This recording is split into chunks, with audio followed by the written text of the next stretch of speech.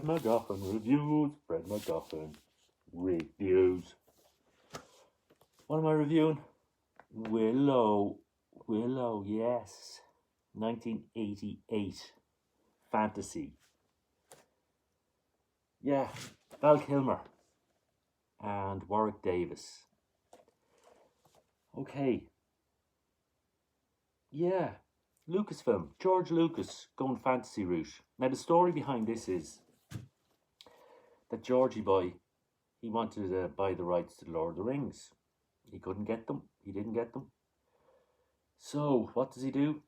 He writes his own fantasy story. Yeah, and with hobbit-like creatures and magic. Bad guys. Our Queen Bavmorda, who's our Sauron, I suppose, in this. And yeah, he went for big time. He got Ron Howard in to direct, and yeah, let's talk about it. Okay, 1988. Yeah, so this is a nostalgic watch for me, this movie, watching it again. 3 or 4. It's a tough one. It's a tough one. I'm going to say 3, borderline 4. And probably better, isn't it? 3, borderline 4. And I'm going to see, can I talk my way into giving this a 4? But it's a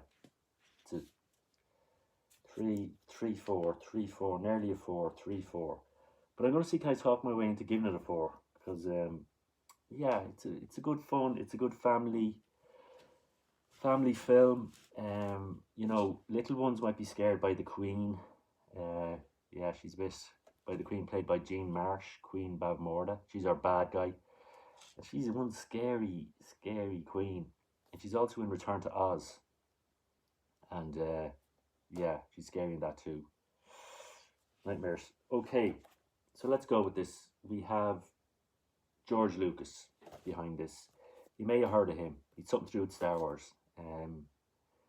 So he's in on this. We have our director, Ron Howard. Ron Howard, legend. Actor, director, producer, mega producer.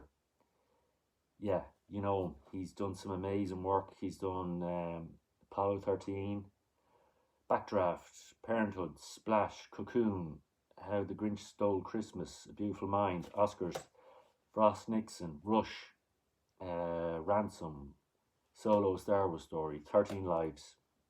I mean, sometimes he can make lead into gold, like Splash.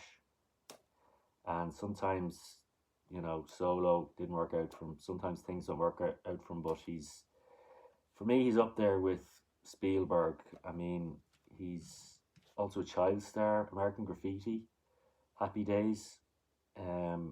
So yeah, he's worked with George Lucas on American Graffiti. So obviously they have that sort of connection and bond. And he got him in to direct this. And a fine job he does too. Fantasy's a hard one to get right. And I mean, he provides the action. There's some great action scenes in this, some great chase scenes, epic battles with magic and fighting, and yeah, so he's given us all that. He's given us that epic sort of take. And okay, so and of course his daughter went on to direct some Mandalorian episodes, Bryce Dallas Howard. Yeah, talented family. Okay, so Val Kilmer. Okay, now let's go with Warwick Davis. He's our hero here, who plays Willow Ufgood. And his kids and his wife and him find a baby, like Moses on the river in a floating reed thing, and Willow takes the baby under his wing, not knowing that this baby is destined to topple the Queen Bavmorda. It's been foretold. So yeah, Warwick Davis, you know him. He's in Return of the Jedi. He was Wicket. That's where he started off. That's where he got his start.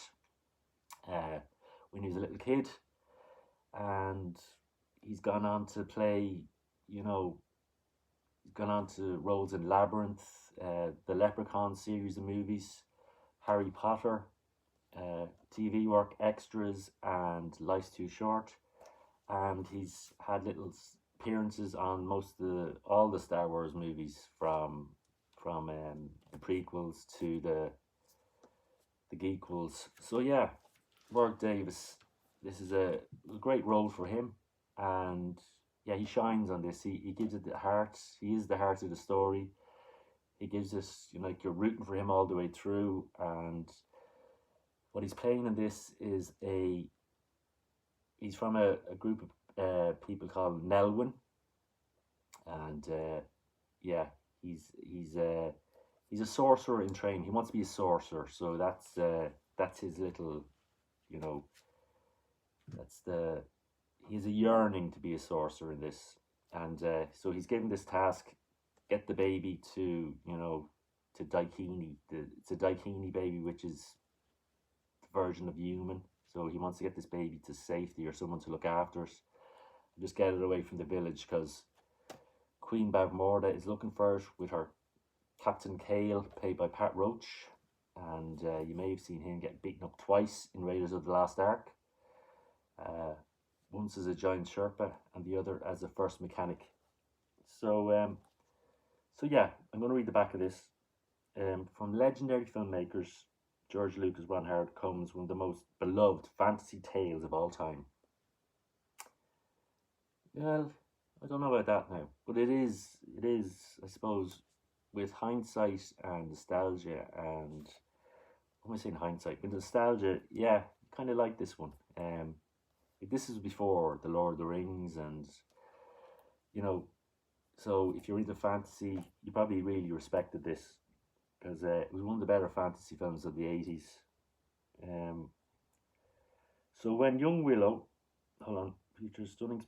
Yes, this groundbreaking film features stunning special effects, dazzling action, and a classic battle between good and evil. Now, the special effects in this are very good. Of course they are, because ILM, George Lucas, yeah. And it also has the first digital morphing, which is it was the